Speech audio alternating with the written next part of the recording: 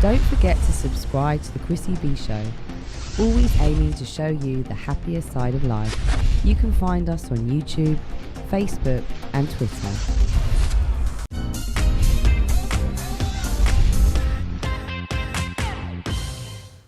Welcome back to the show. Now, before we go to our first guest to discuss body image issues in men and eating disorders, let's first take a look at our fitness tip from Jane and Ilya on the do's and don'ts of nutrition.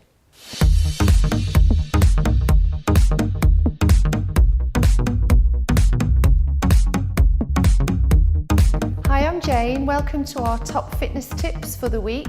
And I'm with Ilya, who's a celebrity fitness trainer. So welcome to Ilya as well. It's lovely to have you with us.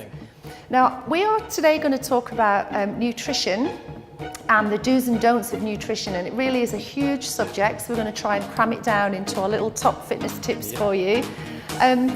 One of the things that I always say to my clients is that women tend not to eat enough protein, and I've talked to Ilya about this before, and he says it's the same for men actually. Is that right, Ilya? I think a lot of men, when you actually see, when they write their food down, especially the clients that I have and the guys that I have that I train, they write their foods down, there's simply not enough protein in their diet. It's a lot of carbs and a lot of fats. Yes, and I find the same with women, a lot of carbohydrates, lots of fats, and also lots of hidden sugars. Because there's so many hidden sugars in things that you don't realise, right. Lots and lots of processed food. So it's a good idea when you're buying food to look at the ingredients and realise that there's lots of things that end in OSE that are forms of sugar, and that's glucose, fructose, lactose. Yeah. If you see anything like that on an ingredients list, it's actually a form of sugar. And you know, obesity is a growing problem all over the world, and it's largely due to sugars and fats and unhealthy eating. That's right, and I think it also gives you that spike as well. So you've got energy for, you know, maybe 10 to 20 minutes, and then suddenly you just take a slump, and again you keep having that effect, and you want more of those carbs, and then you keep having carbs, and you keep having those kind of like big highs and then like big lows in the day. So definitely a no-no to stay away from. I think so, and I think linking into what you're saying about carbs, it's good to understand the difference between the two types of carbohydrates, because you've got refined and unrefined, and all the refined stuff is the bad stuff. That's the stuff you get in cakes and biscuits and bread and sweets. So that's no good. But the kind of thing like the brown pasta and the granary type bread, that type of carbohydrate is what you should be going for.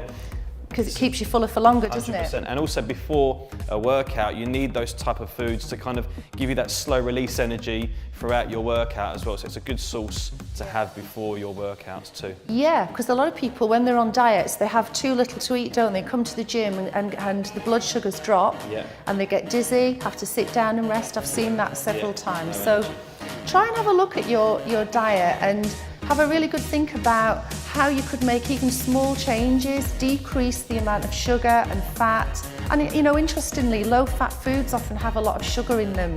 So it's good to try and keep a low-fat diet, but just make sure that in doing that you're not taking in more sugar than you realise. So check the ingredients, I think. 100%. Lots of fruit, lots of vegetables. Alcohol's got sugar in too, we've got to remember that, sadly, but it has. You've got to keep your eye on that. Up your protein, up your fruit and veg, and exercise, and you'll be fit and fabulous. So try that, and we'll see you next time for our fitness tips.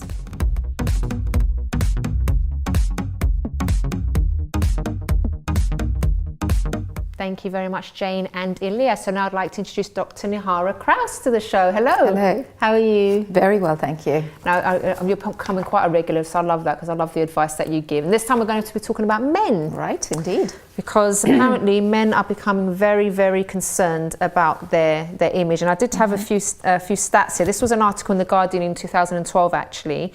And this was done at the Centre of Appearance at the University of West England. And this was a study of 394 British men. And apparently 80.7 of these men talk in ways that promote anxiety about their body image by referring to perceived flaws and imperfections compared to 75% of women. So I was quite surprised by that because I thought women would be more sort of self-conscious about themselves than men, but apparently not. And also 38% of men said they would sacrifice at least a year of their life in exchange for a perfect body. And this was again higher than women. Yes. What do you make of that? Well, I think that certainly anxiety in men is increasing. Mm-hmm. I think that there is more of a focus on achievement, and the pressure to achieve is certainly something that men aren't finding so easy to deal with. And part of achievement these days isn't only about achieving well in terms of, your job and relationships, but it's also about achieving a good body. Why do you think that is? Why do you think there's been such a change? Well, I think there's certainly a portrayal in the media, including social media, about certain body shapes and size. There's an increase in terms of focus on exercise, some of which isn't all bad.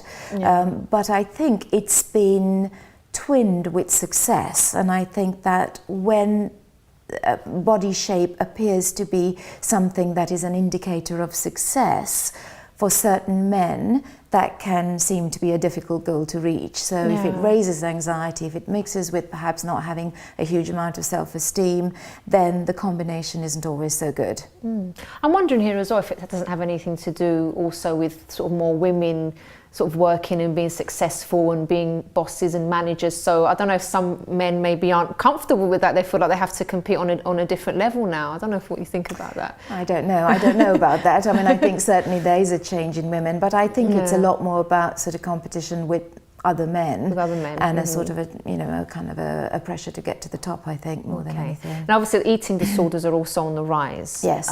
What advice would you give to men that are going through this situation?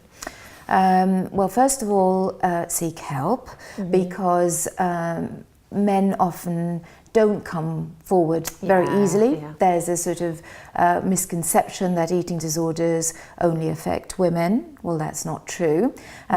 It certainly does affect more women than men, but that might be because it's a bit of a hidden condition. Yeah, women are more open to speak about things. Well, exactly, and I think that all the sort of more traditional eating disorders, anorexia nervosa, bulimia nervosa, might be more female linked.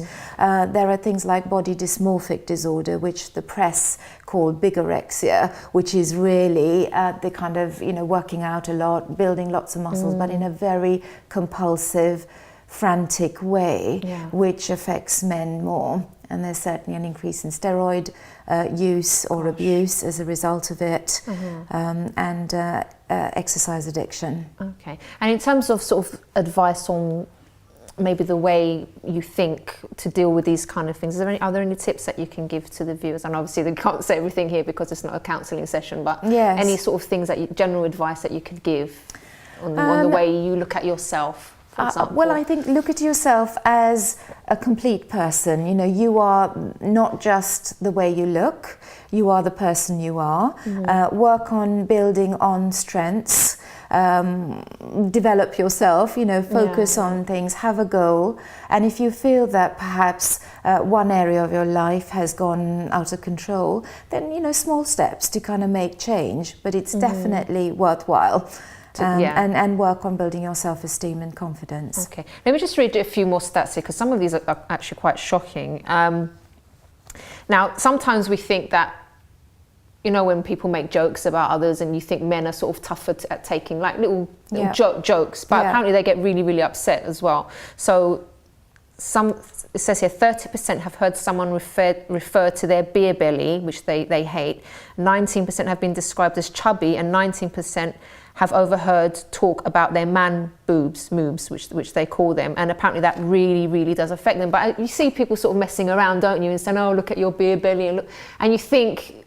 You don't really think it affects them that much, but it really does. Yes, well, I think we have become better at not making comments about weight. So the sort of fat talk, as it's called, with women, where kind of we don't, does my bum look big in this? But women are well known to be sensitive. And I think that it's realising that men are sensitive too. And you mentioned obesity or kind of weight. And I think that if you're a man and you are are heavy, that actually is quite difficult, particularly if you're young. At school, being a chubby boy is not an easy thing at all. It's very easy to get teased or even bullied. I was actually watching a documentary the other day about a man. He was quite large, he was very, very obese, and people would just make jokes with him like, oh, you know, big guy, just saying things like that. And he actually said that it made him feel suicidal. He was so depressed about the way he looked. He wasn't able to, he didn't even want to be seen outside with his sons. He wanted to go and play with them, but he wasn't able to. He couldn't keep up. And comments like these almost drove him to kill himself. So it's something really, really causes serious. a huge amount of distress. And that's a difficult one, because we know that exercise and, you know, feeling good about your body helps with depression.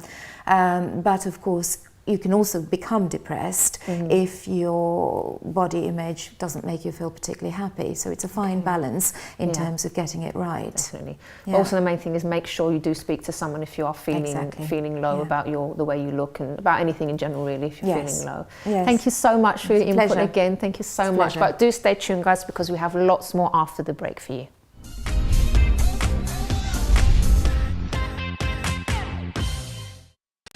Don't forget to subscribe to the Chrissy B Show, always aiming to show you the happier side of life.